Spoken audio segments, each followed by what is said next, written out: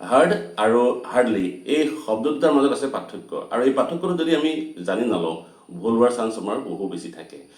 Hard can be an adjective, হয় হাৰ্ডটোৰ অৰ্থ হৈছে ফাৰ্ম বা ডিফিকাল্ট।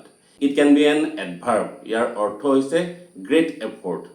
তাৰ বিপৰীতে হাৰ্ডলি হৈছে সদায় এটা এডভাৰ্ব, ই কেতিয়াও এডজেক্টিভ হ'ব নোৱাৰে।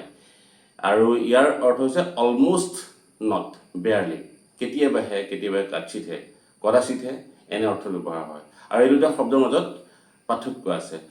সেই পাৰ্থক্যটো আমি প্ৰথমতে যিখিনি অৰ্থ পালোঁ সেইটোতে স্পষ্ট হৈছে। তথাপিও তাৰ মাজত আৰু পাৰ্থক্যখিনি আমি জানিব হ'লে the difference between is that hard describes how an action is done with intensity, কি ধৰণে কাম কৰা হয়, কিমান গভীৰতাৰে কিমান কঠোৰতাৰে কৰা হয়। আৰু ইফালে while hardly describes the frequency or degree indicating a lack of something।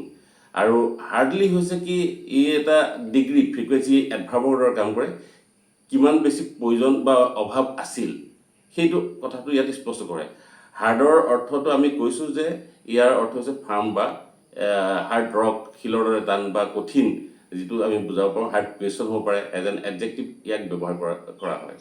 কিন্তু কেতিয়াবা কেতিয়াবা এক এডভাৰ্ব হিচাপে ব্যৱহাৰ কৰা যায়। It can use as an adverb too, ইয়াৰ অৰ্থ তেতিয়া হ'ব উইথ লট অফ এনাৰ্জি, যথেষ্ট এনাৰ্জি বা এফৰ্টৰ জৰিয়তে কামটো কৰা হৈছে, কিবা এটা কাম কৰা হৈছে। এজ এন এডভাৰ্ব ইয়াক তেনেকৈ ব্যৱহাৰ কৰিব পৰা যায়, ৱৰ্কিং হাৰ্ড সেই অৰ্থত। এক্সাম্পল যদি দিব বিচাৰোঁ তেতিয়াহ'লে এডজেক্টিভ হিচাপে যদি কওঁ the sum was very hard, the sum was very hard, HARD হাৰ্ডটোৰ অৰ্থটো তেতিয়া কঠিন বুজাইছে।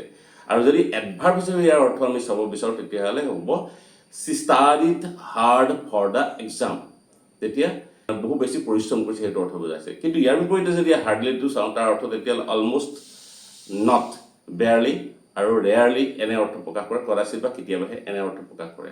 আৰু ইয়াৰ উদাহৰণ যদি আমি লওঁ তেতিয়াহ'লে এক্সাম্পল হ'ব I can hardly see the writing on the wall, I can hardly see the writing on the wall. আৰু তেনে উদাহৰণ যদি আমি ল'ব বিচাৰোঁ আৰু এটা উদাহৰণ লৈ ল'ব পাৰোঁ, he hardly ever goes to the gym, কেতিয়াবা কেতিয়াবা সি জিমলৈ যায়। এই শব্দ দুটাৰ পাৰ্থক্যখিনি আমি উদাহৰণ আৰু ইয়াৰ অৰ্থসমূহৰ পৰা পাইছোঁ।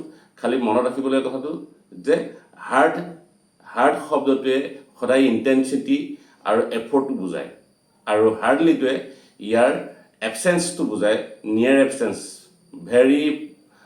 ভেৰি ল' ফ্ৰিকুৱেঞ্চি অৰ্থত প্ৰকাশ কৰিবলৈ ইয়াক ব্যৱহাৰ কৰা হয়। কেতিয়াবা কেতিয়াবা কদাচিতহে এইটো হয় বুলি বুজাবৰ কাৰণে এই হাৰ্ডলিটো ব্যৱহাৰ কৰা হয়। দুইটাৰ মাজত এটা পাৰ্থক্য আছে।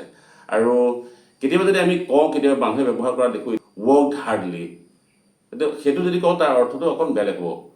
আমি ক'ব লাগে ইউ শ্বুড চে ৱৰ্কড হাৰ্ড, আমি ক'ব লাগে ৱৰ্কড হাৰ্ড।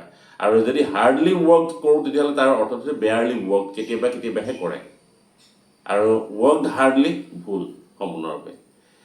তাৰ বিপৰীতে যদি আমি হাৰ্ডলিটো পাই আহিছোঁ, হাৰ্ডলিটো যদিহে আমি ব্যৱহাৰ কৰোঁ তেতিয়াহ'লে হি কাম here, he chemo here hardly, he comes here hardly, তেনেকুৱা অৰ্থ সি কেতিয়াবা কেতিয়াবাহে আহে। কিন্তু কাম কৰাৰ ক্ষেত্ৰত যদি আমি এই ৱৰ্কড হাৰ্ড দিওঁ তেতিয়াহে শুদ্ধ হ'ব এডজেক্টিভ হিচাপে, এডভাৰ্ব হিচাপে। আৰু এডজেক্টিভ হিচাপে পাইছোঁৱেই দিছ ছাম ইজ ভেৰি হাৰ্ড, এই অংকটো বৰ টান।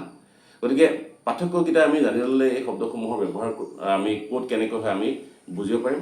আৰু কথা কওঁতে প্ৰায় আমি এনেধৰণৰ শব্দ ব্যৱহাৰ কৰোঁ, আৰু বহুতে ভুলকৈ এই শব্দসমূহৰ ব্যৱহাৰ কৰা দেখা যায়। গতিকে ছাত্ৰ ছাত্ৰীসকলে বিশেষকৈ এনেধৰণৰ ভুলবোৰ কৰিব নালাগে।